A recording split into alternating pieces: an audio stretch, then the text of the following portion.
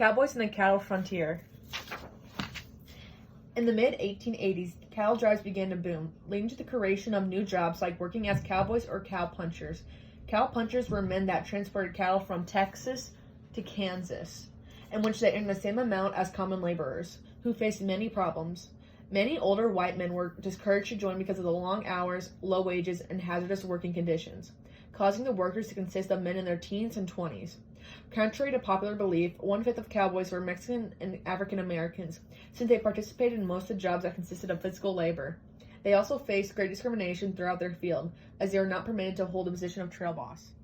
Greta cattle drives of 1860s and 70s turned into a bonanza for herd owners. A herd of 2,000 cattle could bring in a profit of $33,000. However, the northern cattlemen in the Great Plains fell to the mercy of an unstable market with high interest rates. In the financial panic of 1873, many cattle drovers ended up falling into bankruptcy. Sometimes, working along the trails could be dangerous, as cattle thieves were a serious threat. Cattle thieves stalked the trails, and most notorious was Billy the Kid.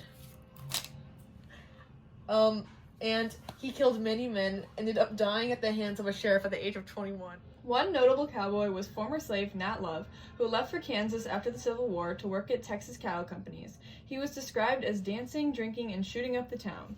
During the gold rush, he delivered 3,000 cattle to Deadwood to celebrate.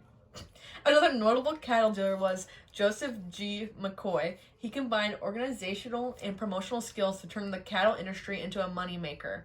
Could make fortunes by raising cattle in Texas and bringing them north to ship them to the eastern urban markets.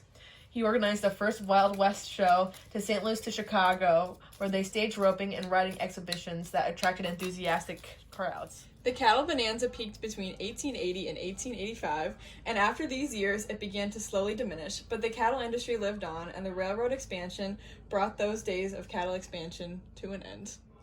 A police force was established to maintain law and order. Cities began to forbid carrying firearms, gambling, and prostitution. In reality, cow towns were not as dangerous or lawless as was believed by many.